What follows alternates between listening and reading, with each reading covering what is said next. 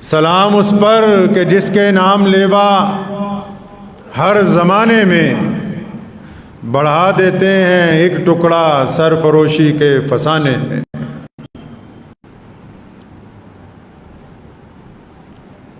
अबू जहल ने 80 साल की हज़रत सुमैया रज़ियल्लाहु ताला अन्हु को पकड़ा हुआ है, मार रहा है। बूढ़ी औरत है, तशद्दुद कर रहा है। बड़े बड़े चौधरी साथ में, सुमैया को मारो। पानी का डोल मंगवाया गया तो 80 साल का बंदा तो वैसे ही बहुत ज़ईफ़ हो जाता है, तो उसमें हज़रत सुमैया रज़ियल्लाहु ताला अन्हु का सर दे के ऊपर अबू जहल ने हाथ रख लिया पानी में डुबो कर।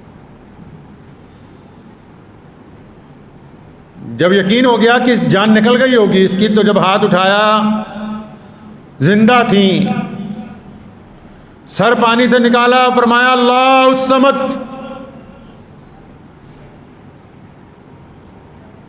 अबू जहल को बड़ा गुस्सा आया कि मोहम्मद रसूलुल्लाह के दीन को छोड़ती है कि नहीं छोड़ती। फरमाने लगी कि अगर तुम मेरी बोटियां कुत्तों से नुचवा दे तब भी इन रगों में अल्लाह और उसके रसूल सल्लल्लाहु अलैहि वसल्लम की जो मोहब्बत दाखिल हो चुकी उनको कोई निकाल नहीं सकता। ज़मीन और आसमान ने देखा जुल्म की इंतहा की गई, 2 ताकतवर ऊँट मंगवाए। हज़रत सुमैया रज़ियल्लाहु ताला अन्हु के दोनों पैर अलग अलग ऊँटों से बांधे गए, मुख्तलिफ सिमत दौड़ाया गया, जिस्म के 2 टुकड़े हो गए, हड्डियां अलहदा हो गई गोश्त से।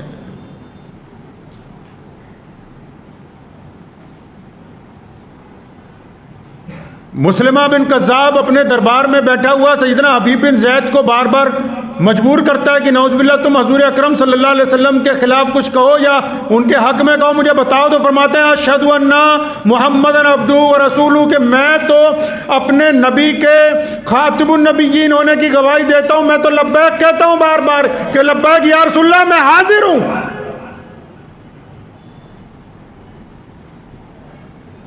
जालिम कज़्ज़ाब को गुस्सा आया, जल्लाद को कहने लगा हबीब बिन ज़ैद के दोनों हाथ काटो।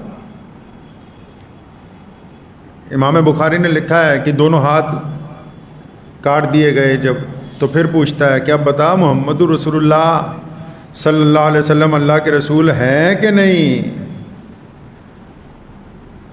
फरमाया तेरी गलत फहमी है, मोहम्मद रसूलुल्लाह कायनात बनने से पहले भी अल्लाह के रसूल थे, क़यामत आने के बाद भी अल्लाह के रसूल रहेंगे। कायनात बनने से पहले भी वही खातिमुन नबिय्यीन थे, क़यामत आने के बाद भी वही रहेंगे। कहने लगा अच्छा मेरी मुझे नहीं मानता। फिर जल्लाद को हुक्म दिया, कहता दोनों बाजू कोनियों से काट दो। फिर बाजू कोनियों से काटे गए। सैयदना हबीब बिन ज़ैद के अज़म में, इस्तकामत में कोई फ़र्क नहीं आई। फिर कहने लगा अच्छा पैरों की उंगलियां काटो। फिर पांव कटवाए कुल्हाड़े के साथ, गिर गए फर्श के ऊपर। कहने लगा अब बता क्या ख्याल है। वो फरमाया जिसने काली कमनी वाले मोहम्मद रसूलुल्लाह का कलमा ला इलाहा इल्लल्लाह मोहम्मद रसूलुल्लाह पढ़ लिया, वो अपने आका से गद्दारी नहीं कर सकता।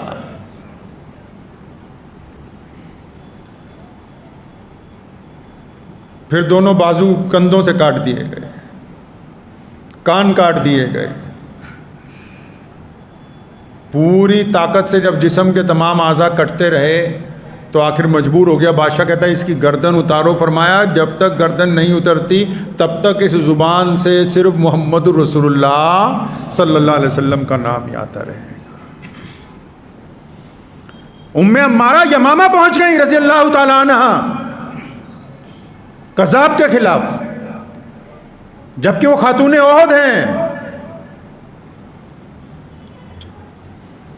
अम्मार बिन यासिर की खाल उधेड़ते हैं, बार बार पूछते हैं अब बता क्या ख्याल है। फरमाया वही ख्याल है कि जो बिलाल ने कहा।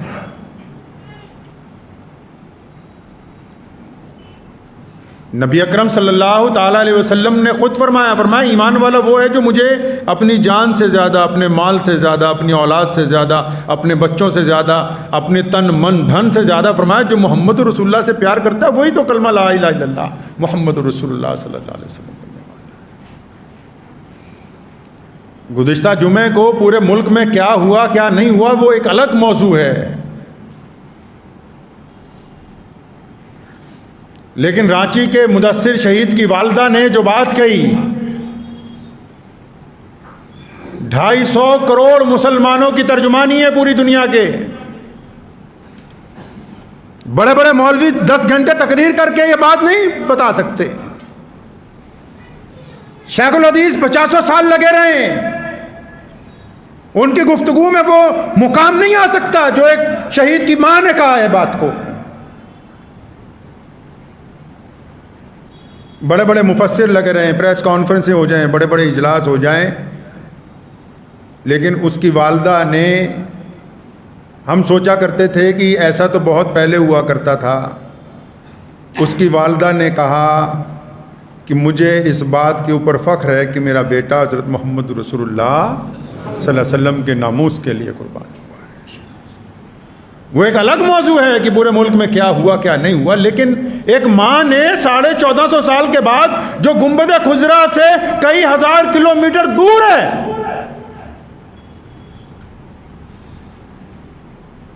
जिसको दुनियावी लिहाज से इस्लाम ने ना कोई मकान दिया, ना कोठी दी, ना बंगला दिया, ना ऐशो इशरत की जिंदगी दी है,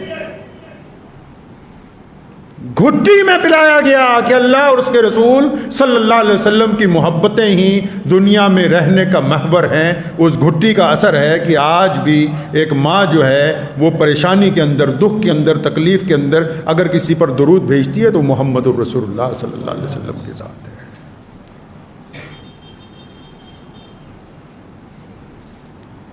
अक्सर मैंने आपको बताया कि इस्लाम के खिलाफ जब कोई बात करता है, हुजूर अकरम सल्लल्लाहु अलैहि वसल्लम के खिलाफ ही क्यों बात करता है? क्योंकि नबी अलैहिस्सलातु वस्सलाम ही दुनिया में ऐसी शख्सियत हैं जो इंसानों में बराबरी की बात करते हैं, जो छुआछूत के खात्मे की बात करते हैं, जो काले और गोरे की बराबरी की बात करते हैं, जो अमीर और गरीब को एक साथ में खड़े होने की बात करते हैं, जो तमाम ज़ात और बरादरियों के बंधन को तोड़ के इंसानियत में प्यार और मोहब्बत को कायम करने की बात करते हैं। ऐसी अगर कोई ज़ात कायनात में है तो वो सिर्फ और सिर्फ मोहम्मद रसूलुल्लाह सल्लल्लाहु अलैहि वसल्लम के साथ है।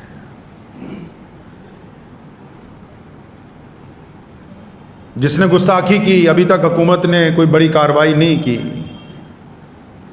लेकिन गोदी मीडिया पुरअमन धरना देने वालों को ऐसे पेश कर रहा था, ऐसे धमकियां दे रहा है जैसे हम इस मुल्क में किराएदार हैं, हमने कुर्बानी दी है, तारीख उठाओ, हमारा खून शामिल है वतन की मिट्टी में, हमने नहीं तुम्हें कहा कि पाकिस्तान बनाओ, आओ, अगर आज भी हिम्मत है हम तुम्हारे साथ चलते हैं, वापिस उस मुल्क को वापिस शामिल करते हैं इधर।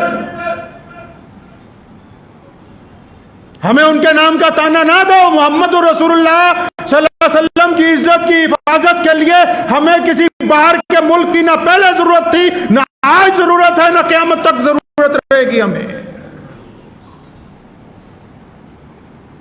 मोहम्मद रसूलुल्लाह सल्लल्लाहु अलैहि वसल्लम की ज़ात गिरामी इन सब बातों से ऊपर है। तमाम तकलीफ़ें अहले इस्लाम बर्दाश्त कर सकते हैं, अपने प्यारे नबी हज़रत मोहम्मद रसूलुल्लाह सल्लल्लाहु अलैहि वसल्लम की शान अक़दस में बेअदबियाँ बर्दाश्त नहीं है। हम बार बार मुल्क की अदलिया को, मुल्क के हुक्मरानों को बार बार तमाम मुसलमान लीडरान गुजारिश करते हैं कि कानून को चाहिए कि अपना काम इंसाफ के साथ करे, इंसाफ का कत्ल ना किया जाए। गुज़िश्ता 2 दिन से अग्निवीर के नाम से पूरे मुल्क के अंदर जो लोग बदमाशी कर रहे हैं, अब वहां बिल्डोजर नहीं चलेगा, वहां कोई गिरफ्तारी नहीं है, कोई पकड़ा नहीं जाएगा।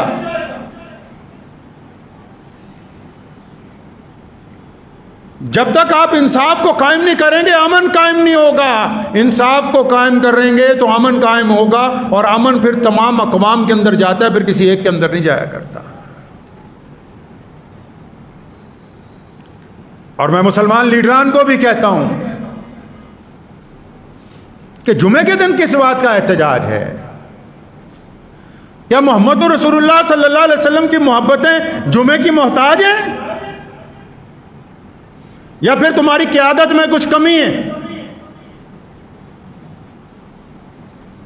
कि बस जो भी ऐलान करेंगे, जो भी एहतजाज करेंगे जुमे वाले दिन ही करेंगे? क्यों भाई, क्या तुम इतने सालों से, पिछले 70 सालों के साथ ये कहते हो कि हम इस कौम के लीडर हैं, हम इस कौम के कायद हैं, तो ये जुमे वाले दिन ही नमाजी सिर्फ तुम्हें नजर आते हैं इस काम के लिए? मेरे वालिद मरहूम शेर इस्लाम मौलाना हबीबुर रहमान सानी लुधियानवी रहमतुल्लाह अलैह, जिनके इंतकाल को आज 8-9 महीने हो गए, फरमाया करते थे भी जुमे के अलावा अगर एहतजाज करना हो तो आपने देखा अब तक कितने बड़े बड़े एहतजाज पंजाब के अंदर किए गए, लाखों लोग शामिल होते थे, लेकिन सुना कि कभी हालात ख़राब हो गए। क्यों? जब कौम का इमाम, कौम का लीडर अपनी कौम के साथ होगा, उनके दरमियान में चल रहा होगा, तो कभी भी हालात नहीं बिगड़ सकते। जब लीडर घर में बैठा रहेगा, एसी वाले कमरों में बैठा रहेगा, कौम को बेसरो सामानी की हालत में छोड़ देगा, हम किस पे इल्जाम लगा सकते हैं कि फलां ने हम पे जुल्म और ज्यादती कर दी? हमारे तो अपनों ने हमें धोखा दिया है। कि सुप्रीम कोर्ट में रिट दायर कर रहे हैं कि बिल्डोजर नहीं चलना चाहिए, वो अब याद आया जब चल गया। मुझे बहुत सारे अंधे मुरीदों ने व्हाट्सएप के ऊपर कहा कि आपने फलां बात गलत कह दी फलां बड़े लोगों के बारे में। तो मैंने उनको कहा कि भाई हम इसलिए कह रहे हैं, कम से कम हमें ज़रूरत है, इस वक्त हम तकलीफ में है कि हमारा लीडर हमारी हुकूमत के सामने हमारी गुफ्तगू रखे। मैंने तो एक बहुत बड़े इमाम मौलाना साहब का बयान पढ़ा, मुझे बड़ी हैरानी हुई। कहने लगे हम तो यकीन ही नहीं रखते कि एहतजाज किया जाए, हम कानून की लड़ाई में यकीन रखते हैं। आप अगर कानून की लड़ाई में यकीन रखते हैं, आपने पार्लियामेंट का इलेक्शन क्यों नहीं लड़ा?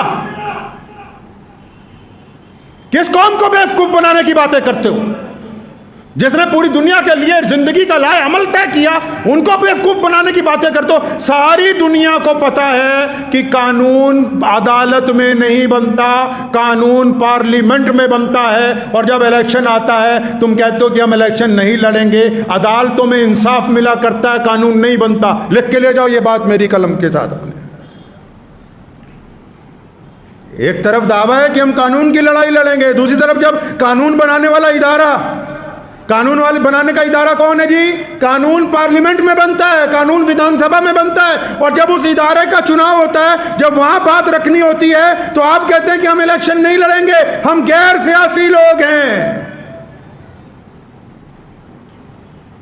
तो जिनको अपने नाम पेटेंट करवा लिया जिन मुसलमानों को, मुझे एक साहब कहने लगे बार बार ऐसी बातें क्यों करते हो? मैंने कहा इसलिए क्योंकि 70 सालों में हमारी जो जमात है मजलिस एहरार, हमने रसीद बुक नहीं छापी, कैशियर का ओहदा नहीं है हमारे पास। जो जरा जरा सी बात पर आज तक चंदा करते आए, जरा जरा सी बात पर अरबों रुपया मुसलमानों का जेबों में लेके बैठ गए, वही दुख दर्द में हमें कहेंगे जी हम तो कानून के मुताबिक लड़ाई, तो कानून के मुताबिक लड़नी थी तो फिर पार्लियामेंट में मैदान में क्यों नहीं उतरे? फिर विधानसभा के अंदर मैदान में क्यों नहीं उतरे? कानून तो वहां बनता है मेरे भाई, अदालतों में तो इंसाफ मिलता है। जब मुकदमा दर्ज होता है, अपने इंसाफ की लड़ाई लड़ी जाती है, अपने गवाह पेश किए जाते हैं, अपने सबूत पेश किए जाते हैं। किस कौम को क्या समझाने की कोशिश है?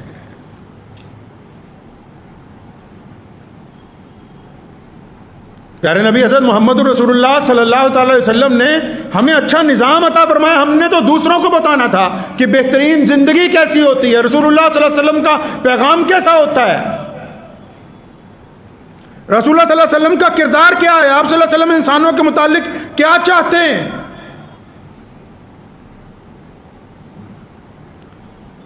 आज भी ज़रूरत है इस बात की। मुसलमान कायदीन को भी कहता हूं कि अगर एहतजाज करना हो, करवाना हो, तो खुद आगे रहा करें, गरीब मुसलमानों को आगे करके उनके डंडे न पड़वाएं। खुद क्यों नहीं चलते? मैंने तो बचपन से आज तक यही देखा, अपने बाप को भी। आज भी मैं अल्हम्दुलिल्लाह मस्जिद में बैठ के इत्मीनान से कहता हूं, सिर्फ पंजाब एक सूबा है जिसमें ऐलान किया गया कि हम जुमे को एहतजाज करेंगे। क्यों? क्योंकि हमें पता था हमारे लीडरान, हमारे कायद मुसलमानों के साथ बजाते खुद सड़क के ऊपर होंगे। क्योंकि भीड़ का तो कोई दिमाग नहीं होता, दिमाग तो इमाम के पास है, दिमाग तो लीडर के पास है, कायद के पास है, उस इलाके के जिम्मेदार के पास है। वो खुद ही कहेगी अच्छा तुम लोग आगे चले जाओ, मैं पीछे बैठा रहूंगा, तो इसका मतलब वो अपनी कौम के साथ धोखा कर रहा है। तो इधर उधर की ना बात कर, ये बता कि काफिला क्यों लुटा। मुझे रहज़नों से गिला नहीं है, तेरी रहबरी का सवाल है। रहसन तो जो करेंगे कर देंगे। कानून की लड़ाई जीती जा सकती है हक और इंसाफ के साथ। इस मुल्क में जो अदालतों का निज़ाम है, जो जमहूरियत का निज़ाम है, अगर हम पूरी दयानतदारी के साथ हक और इंसाफ के लिए निकलेंगे तो उस लड़ाई में फतेह हासिल हो सकती। लेकिन जिन लोगों को इंसाफ के लिए आगे भेजना है, जिनको हमने अपना नुमाइंदा बनाना है, वो भी तो दयानतदार होने चाहिए। अच्छा जी, मैं एक बात आज आपको कहता हूं,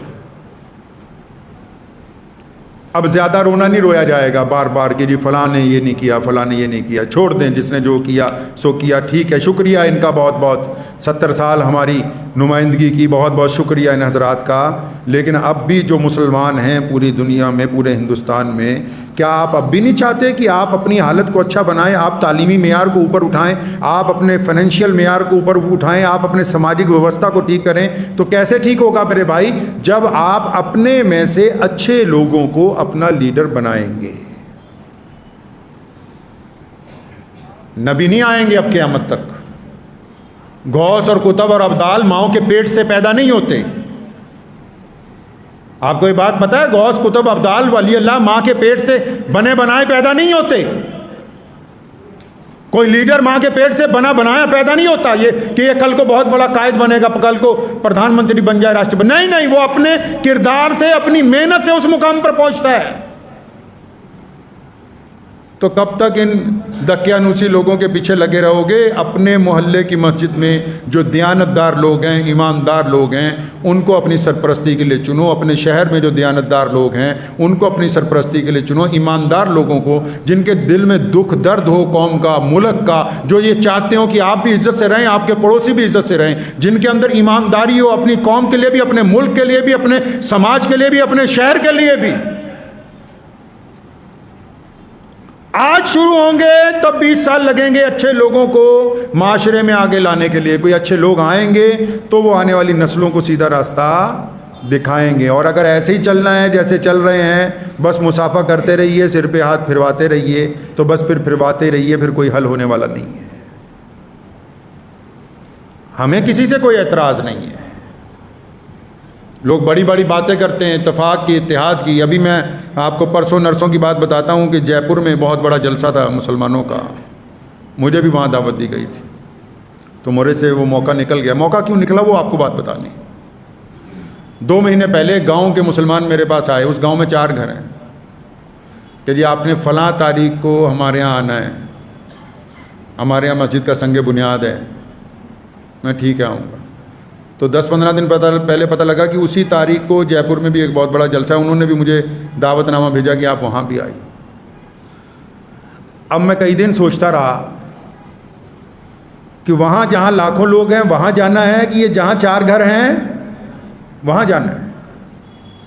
जिनसे पहले वादा किया उनके यहाँ जाना है कि जिनसे अब गुफ्तगू हुई उनके यहाँ जाना है। तो इत्मीनान से मेरे दिल ने कहा कि ये जो 4 घर हैं ना, इनको तेरी ज़रूरत ज़्यादा है। मैं मानता हूँ कि वहाँ भी जाना चाहिए, लेकिन वहाँ और बहुत बड़े बड़े लोग मौजूद थे। लेकिन ये 4 घरों के पास अगर मैं ना जाता तो वो तो 2 महीने से पूरे गांव में कह रहे कि जी इमाम साहब आ रहे हैं हमारे। उनको वहाँ जो शर्मिंदगी उठानी पड़ती, वहाँ जो खफगी उठानी पड़ती, तो वो लज्जत मुझे वहाँ इजलास में जाके नहीं आ सकती थी। इस बात को समझ लें बाकी सारे मुसलमान लीडरान और इमाम साहब भी। पूरी दुनिया की बातें ना किया करो। इस्लाम ने पूरी दुनिया की इंसानियत की भलाई का ठेका लिया। इस्लाम ने पूरी दुनिया की फलाह बहदूद की बातें की। इस्लाम ने पूरी दुनिया में बड़े और छोटे की बराबरी की बातें की। लेकिन हमें नहीं ये ठेका दिया है। हमें यह हुक्म हुआ कि जिस जगह तुम्हें रखा गया वहाँ एक अच्छे डगरिये की तरह अपने रेवड़ की निगहबानी करो जहाँ तुम्हें रखा गया है। यहां अगर कोई ज्यादती हो जाए तो मैं जिम्मेदार हूं। जिस इलाके में जो बड़े लोग हैं, चाहे वो तबलीगी जमात के बड़े लोग हों, चाहे वो दारुल के हों, चाहे वो नदवतुल उलमा के हों, चाहे वो बरेली शरीफ के हों, चाहे वो कचोचा शरीफ के हों, चाहे वो शिया हजरात के हों, जिस इलाके में जो बड़े हजरात हैं, उनकी जिम्मेदारी बनती है कि अपने इलाके के लोगों की रहनुमाई करें, उनको तनहा ना छोड़ें। ये उनकी दयानतदारी है कि वो क्या कर रहे हैं, उनकी जिम्मेदारी बनती है। हुकूमत ने भी, आप हुकूमत का निज़ाम देखिए, जिम्मेदारियां बांटी हुई हैं। एक कोतवाल के पास अगर 50 एरिए हैं, 50 सड़कें हैं, तो उसमें कुछ हो जाए तो उसी को पूछा जाएगा। शहर में एक कलेक्टर है, उसी से पूछा जाएगा तुम्हारे शहर में क्या हो रहा है। मस्जिद का इमाम और प्रधान और सदर हो, उसे पता ही ना हो कि हमारे इलाके में क्या हुआ, मस्जिद के लोगों के पास क्या हुआ, चाहे वह मुसलमान भाई रहते हो, हिंदू भाई रहते हो, सिख भाई रहते हो, दलित भाई रहते हो, उसे पता ही ना हो कि मोहल्ले में किसको दुख दर्द है, तकलीफ है, कौन भूखा है, कौन प्यासा है, तो फिर वो क्या कर रहा है वहां? कुछ नहीं कर रहा है, धोखा दे रहा है अपने आप को भी, अपने ओहदे को भी। इस्लाम ने भी जिम्मेदारियां तय की, माशरे की जिम्मेदारियां, सामाजिक जिम्मेदारियां, दीनी जिम्मेदारियां, और उनका दायरा बनाया गया। अपने दायरे में जो फेसबुकिए हैं बड़े बड़े आलिम, उनको भी मैं कहना चाहता हूँ, जो 1 मिनट में कमेंट करके सोचते हैं कि फ़लाँ की बेइज्जती कर दें, फ़लाँ की इज़्ज़त कर दें, उनको भी मैं मोहब्बत से कहना चाहता हूँ कि ग्रास रूट के ऊपर अपने इलाके के अंदर, अपने खित्ते के अंदर आप क्या सामाजिक व्यवस्था को अच्छा करने के लिए क्या कर सकते हैं वो कीजिए।